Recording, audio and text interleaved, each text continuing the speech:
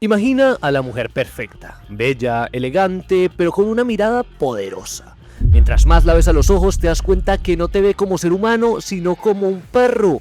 Así es Máquina. No es interesante porque sea fuerte, aunque sí lo sea.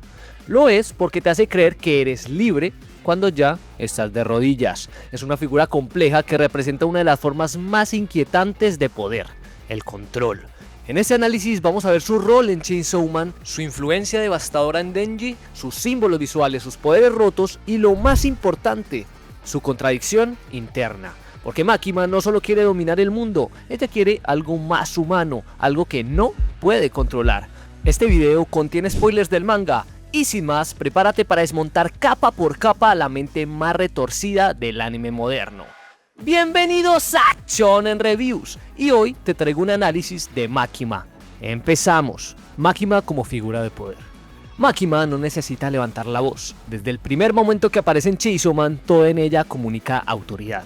No se impone físicamente, se impone psicológicamente. ¿Cómo? Con una calma inquietante, con una sonrisa serena que parece esconder algo más.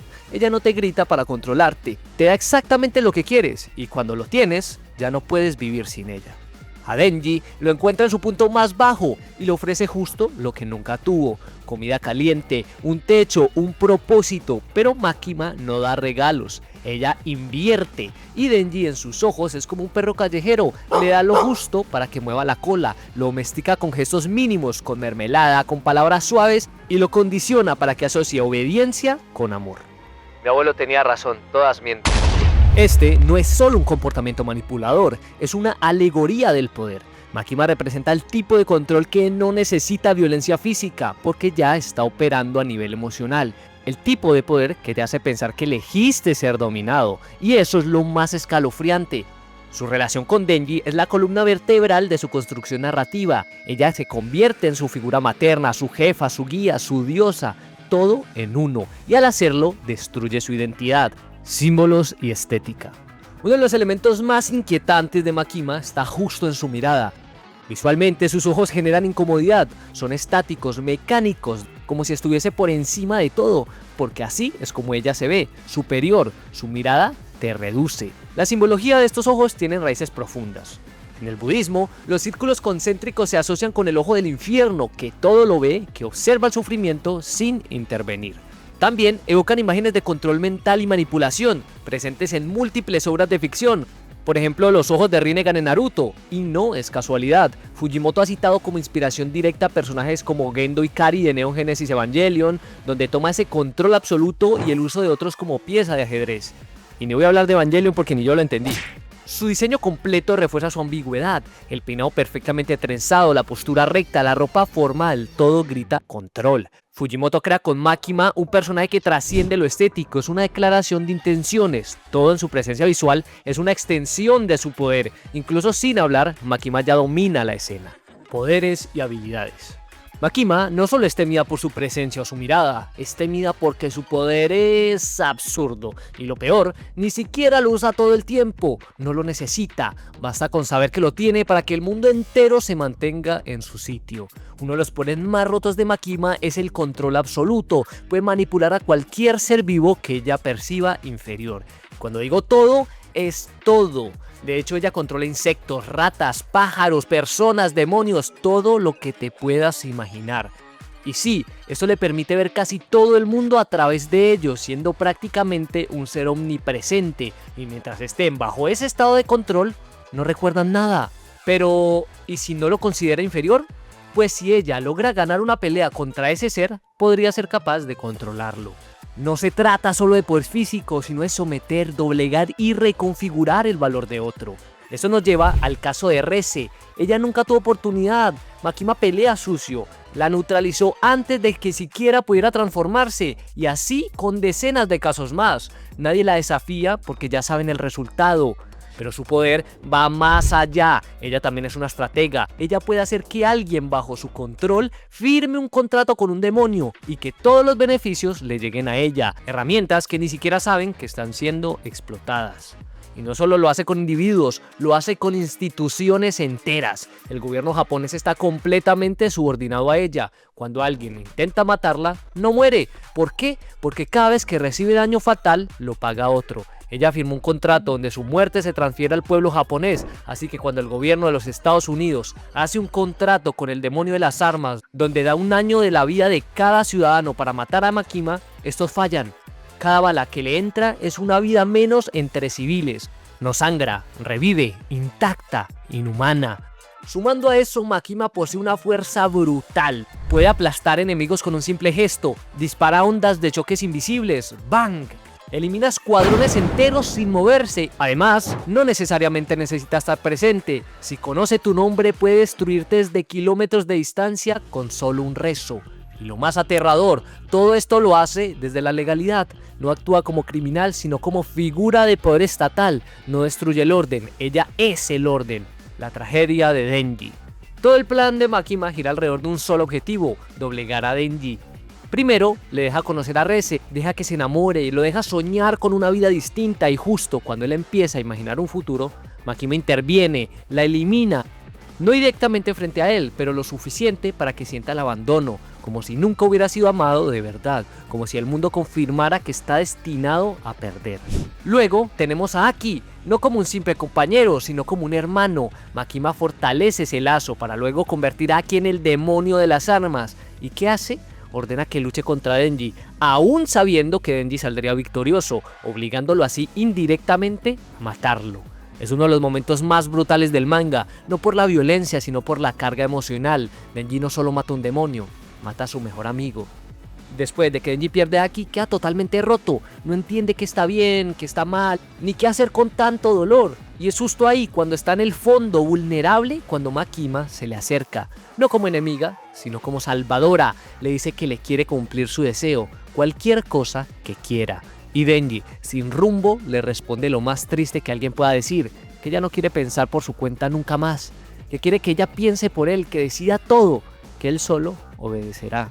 Y Makima, con esa sonrisa calmada, que es más cruel que cualquier grito, le dice que sea su perro, que haga todo lo que ella diga. Y él, sin fuerza para resistirse, acepta. Porque sí, cuando has perdido todo, incluso la sumisión puede sentirse como alivio. Y así, Makima lo tiene exactamente como quería. Ya no es necesario romperlo más. O eso creemos. Porque justo en este momento tocan la puerta. Denji se levanta y abre. Y ahí está Power, sonriente, emocionada, con un pastel en las manos, porque resulta que ese día es el cumpleaños de Denji. ¡Bang! Sin previo aviso, sin música trágica, sin tiempo para procesar, Makima le dispara. Power cae muerta y Denji se queda paralizado, sin entender qué acaba de pasar. ¿Por qué? ¿Cómo? Makima solo sonríe, ríe como alguien que acaba de tachar un ítem de su lista, y luego, con absoluta tranquilidad, le explica a Denji su nuevo futuro. Cada vez que tenga amigos, los matará. Cada vez que intente conectar con alguien, lo perderá. Pero que no se preocupe, no necesita pensar, no necesita sentir, solo necesita obedecer porque es su perro. Tremenda hija de puta. ¿Y por qué hace esto? ¿Qué clase de monstruo se toma tantas molestias para destruir a un chico de 16 años? Pues aquí viene la parte importante. Makima no quiere a Denji, quiere a Pochita, el demonio en motosierra que vive dentro de él. Y para que Pochita salga, Denji tiene que rendirse por completo. Makima no solo rompe a Denji, lo vacía, lo convierte en un contenedor, porque para ella eso es lo que él es, un medio para acceder al poder más temido del infierno. Y si tiene que arrasar con su vida para lograrlo, lo hará sin pestañear. Pero esta obsesión por el demonio motosierra no viene de hace poco. Resulta que cuando vemos a Pochita al principio del anime herido y moribundo, ya venía escapando de ella. En el pasado, Makima intentó controlarlo en el infierno, usando a todos los demonios de armas, pero él logró escapar al mundo humano y quedó en ese estado débil. Desde entonces, ella estaba buscando cómo atraparlo de nuevo.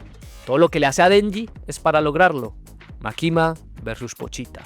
Aquí es donde todo cobra sentido. Ella quiere controlar al Chainsaw Man, a la leyenda viviente temida incluso por los demonios más poderosos, y lo más irónico es que Makima es su fan.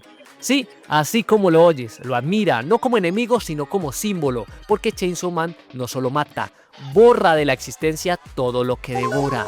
Si se come a un demonio, borra también el concepto que representa. Por eso, en el mundo de Chainsaw Man todavía existen cosas como la Unión Soviética, porque hay eventos que nunca ocurrieron. La Segunda Guerra Mundial, ciertas enfermedades, hasta el miedo a algunos nombres, todo ha desaparecido gracias a él.